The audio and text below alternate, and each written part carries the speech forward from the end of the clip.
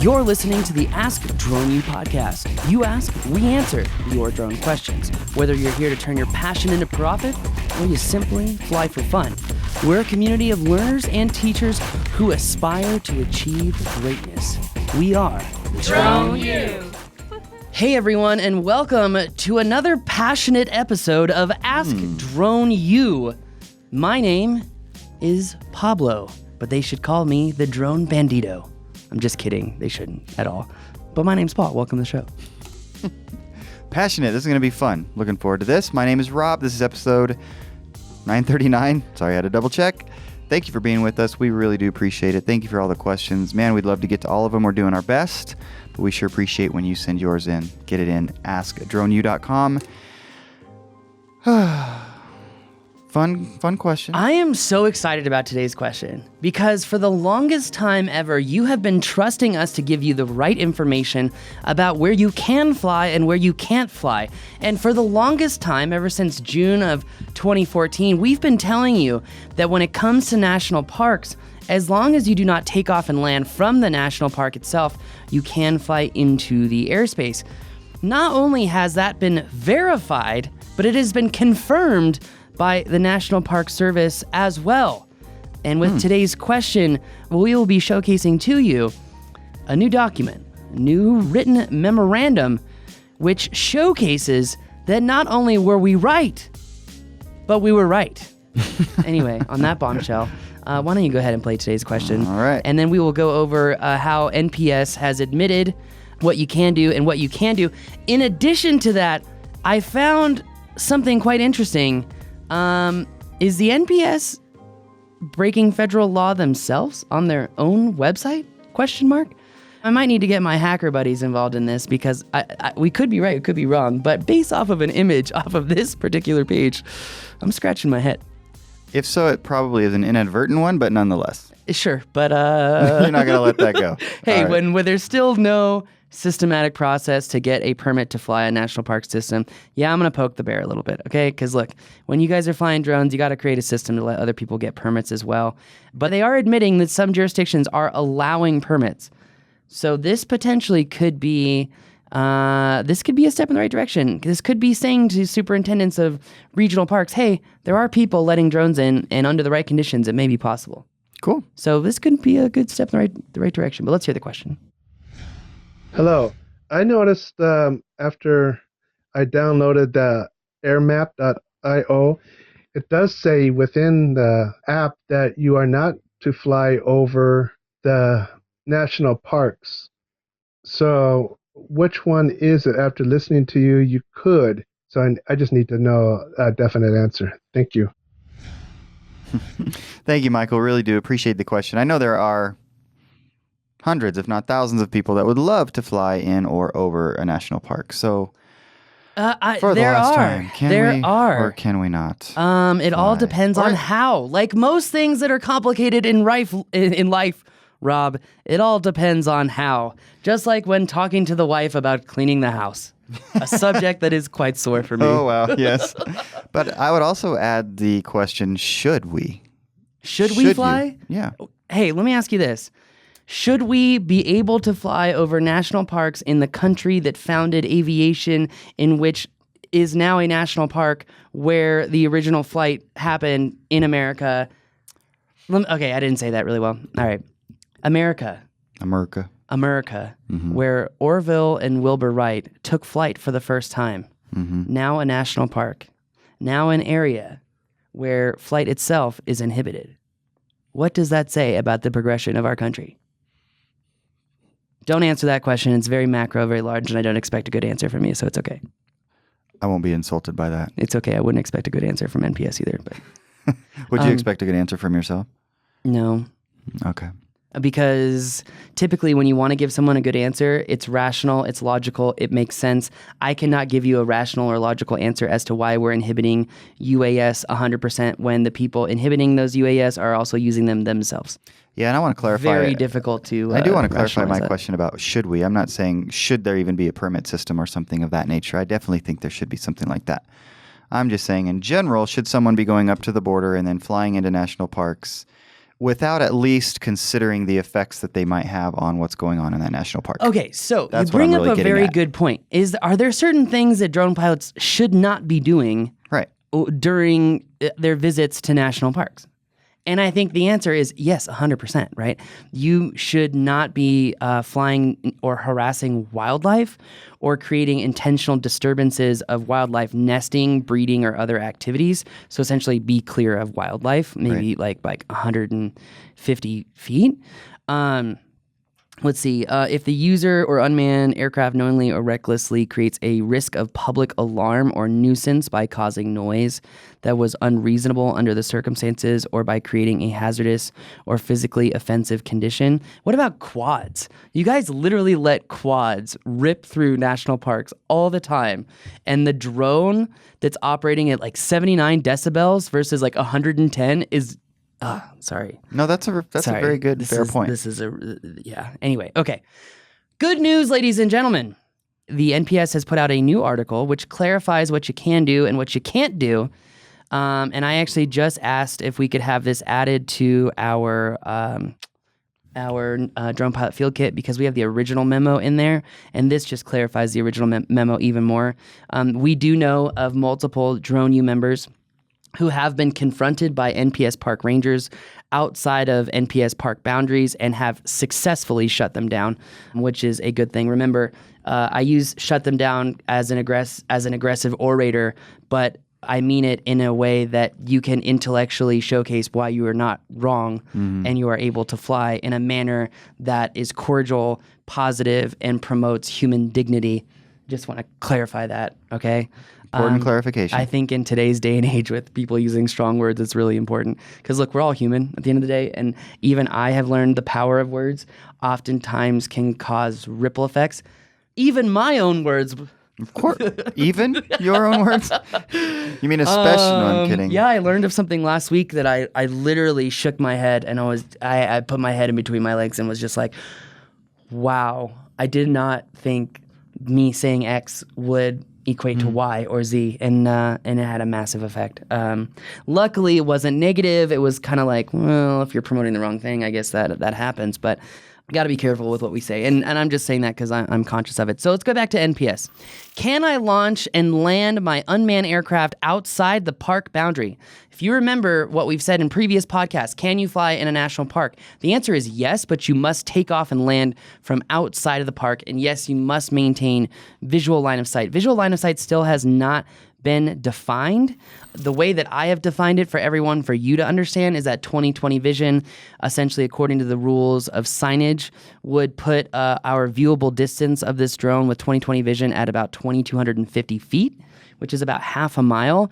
Now, recently, we conducted a class, and we were a little bit further than that, and our VOs were absolutely fine seeing the drone at about 3,000 feet. But once you go past 3,000 feet, it's very questionable as whether it's visual line of sight. So just err on the side of caution with that, guys, because with this document, the NPS is definitely trying to provide a resource for their rangers to also probably clarify this position. Because, let's see, it's the third question on frequently asked questions. Can I launch and land my unmanned aircraft outside the park boundary?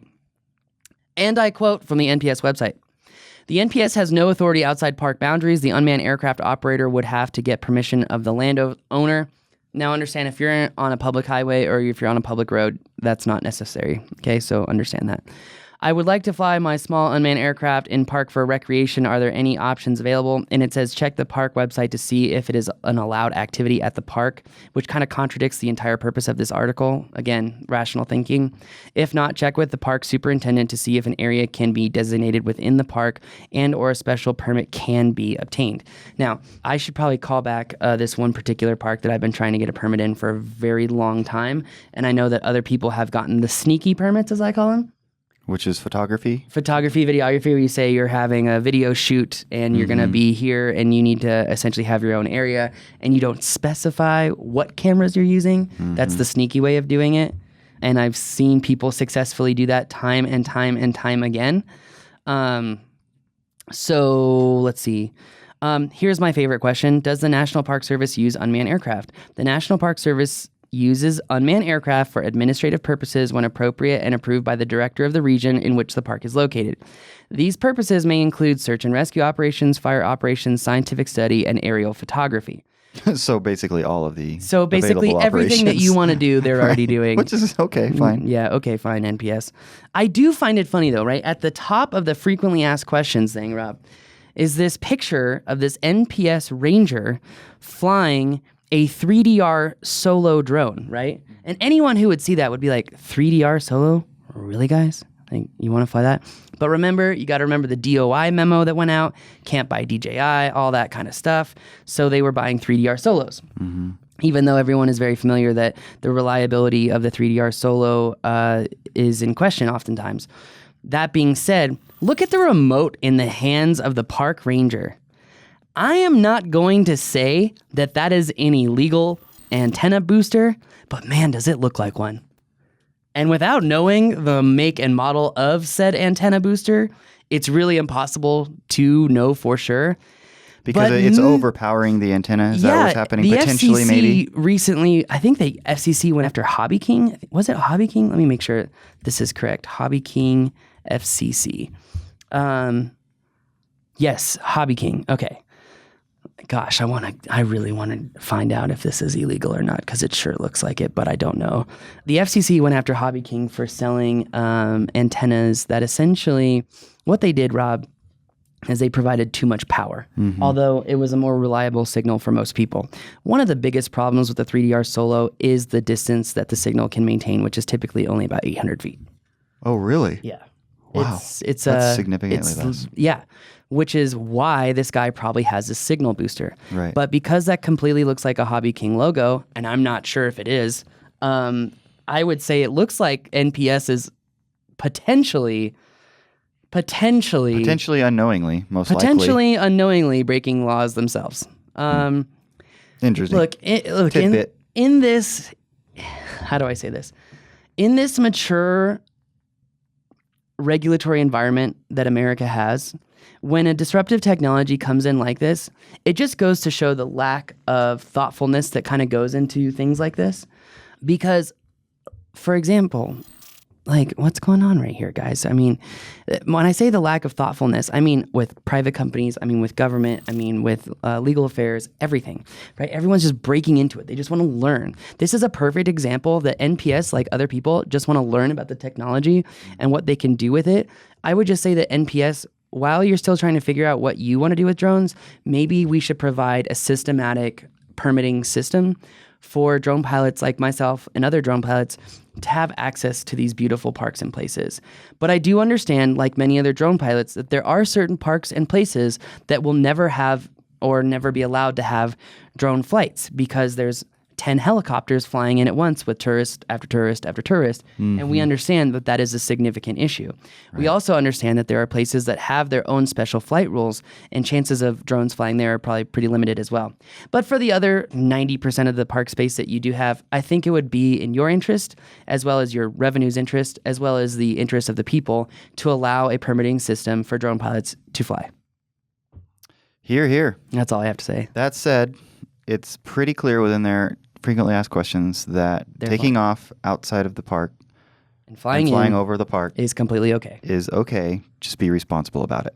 Yeah, and they're saying very clearly here, no harassing wildlife, intentional disturbance. I would love to get NPS on the show and be like, can you just help us understand what that means?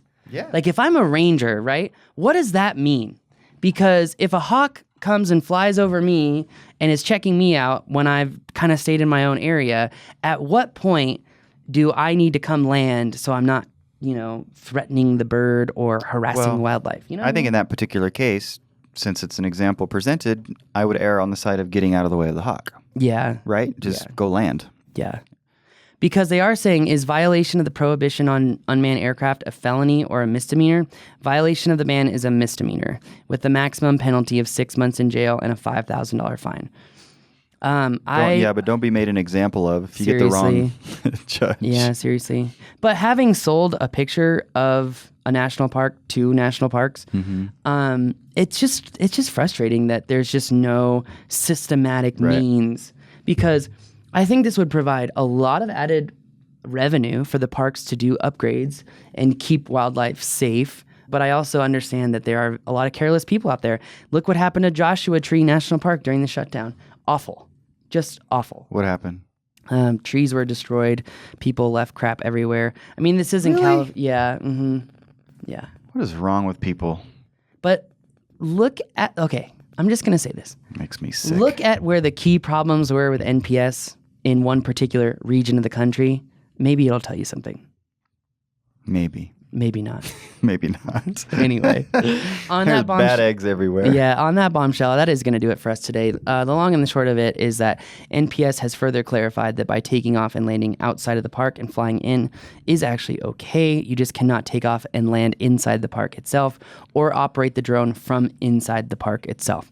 So make sure that you understand exactly where you are and where you aren't. And keep that drone visual.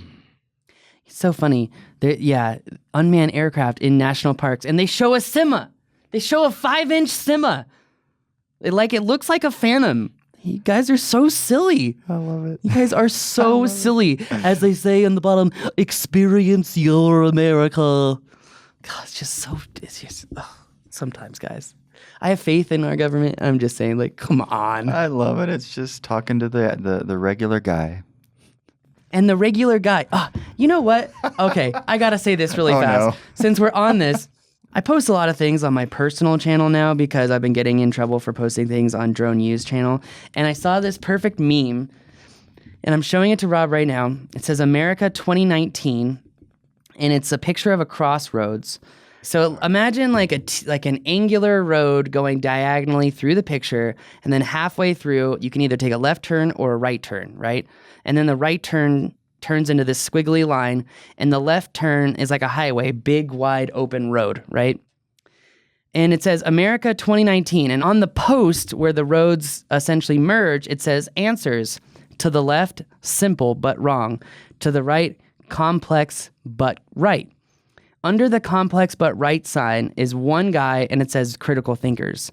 On the answers, simple but wrong, that points to the left, it says outrage, culture, hate, division, and intolerance. And I think it perfectly sums up what's wrong in this country is that we just want to make these instantaneous, quick decisions and move on with our lives rather than taking time, conflicting with people, arguing with people, but in a positive way, and really forcing critical thinking to progress our nation. And I think this shows perfectly right what's going on is that there's very few critical thinkers, but there's a lot of people going to the simple but wrong answers. Too many people are not willing to listen if you're not saying what they want to hear. And I'm not saying that audience is representative of our show. It's I don't definitely think so. not. Yeah, I don't think it is. But it just So, was like, bravo. Yeah, it's just very interesting to me because the people, and this really goes to show about success as well, because the people who are willing to think things through, be decisive, but also thoughtful are going to be the long-term successful people. And if you're always trying to get the quick, fast, let's keep moving answer, you're never going to end up on the path that you ultimately want to get on. True. And on that bombshell, that is going to do it for us today. My name is Paul. My name is Rob. This is Ask Drone U.